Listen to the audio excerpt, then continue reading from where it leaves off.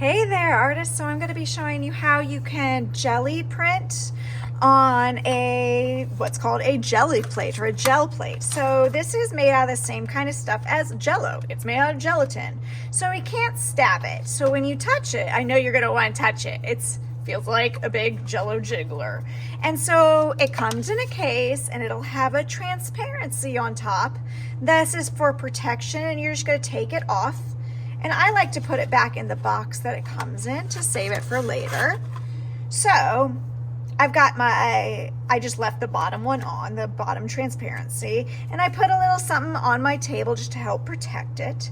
And so what you're gonna be able to do with this is you could take markers and you could use the chisel tip, that's the chubby side, and you can draw on the jelly plate. You could take paint. I'm going to leave that area, and you can paint part of it. So don't forget to, when you're painting, to wipe the edge of your paintbrush on the lip so that it doesn't drip. And I can kind of blot paint around and then clean my paintbrush, of course, and then get another color. And I can blop it around. Try to pick colors that go well together because they're going to blend. For instance, if I use blue and then I put orange on my jelly plate, I'm trying to get the water off, I forgot my painter's towel, then the blue and orange, when it mixes, it makes brown, so your thing will be mostly brown. So you can use white, you can use whatever. So when you're happy with it, or excuse me, happy with your colors, I should say, you can use a brayer and roll the paint out. I'm trying to keep that marker-y part so I can show you that part too. I'm not going to roll that. And with that paint that's on my brayer, you can use either a drawing paper or you can use like a rip of paper out of a magazine just to get the extra paint off of the brayer. Ding, ding, ding. So those are a few things I can do, but you can add texture, and there are lots of different ways to add texture. One way, I know it's always a popular way, is with the toothbrush. So you can dip the toothbrush into the paint, wipe it on the edge because you want very little paint on it.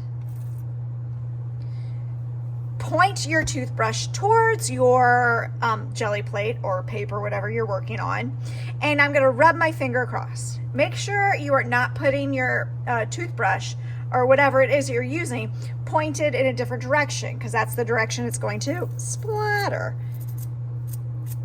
Okay, so I'm just doing a bunch of stuff for examples. You could use a texture maker, like one of these ones that are actually texture makers, and you could drag it somewhere.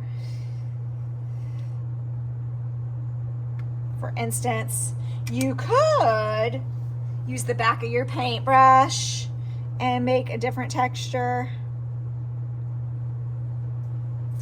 You could cut something out of a magazine, or like a shape, doesn't have to be a magazine, excuse me. It could just be anything, and you could lay it down. Okay, so let's say I played around and I enjoy it. So before you print, you might want to tidy up your area because you don't want all of the paint to go everywhere else.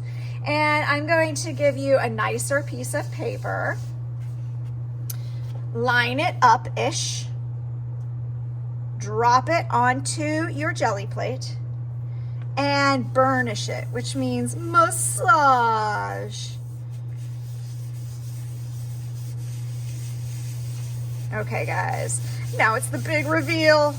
Okay, I'm going to peel it up, and you can see my print. You can see that's how the marker did. And again, I only made a couple squiggle lines. You could really take your time. That's what the magazine, because I added that last, so it blocked the paint from coming through. That was underneath it. And I'm really happy with my print. I need to put my name and teacher code on the bottom and put it on the drying rack. So to clean up, haha, you thought you were done. I'm going to peel this paper off, making sure not to stab my fingers in the gel. And I'm going to do something called make a ghost print. You could do this on a magazine paper. You could do this on the just regular drawing paper. But to clean this up, the best thing you do is just lay a second piece of paper down and rub it. And again, this is called a ghost print because it's just using your leftover paints.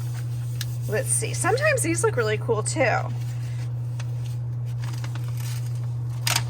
So you can even keep that paper if you'd like to keep that paper too. And so this artwork can be just its own artwork, or it could just be the starting point for a whole new artwork. All right, everybody, enjoy your printmaking. Happy arting.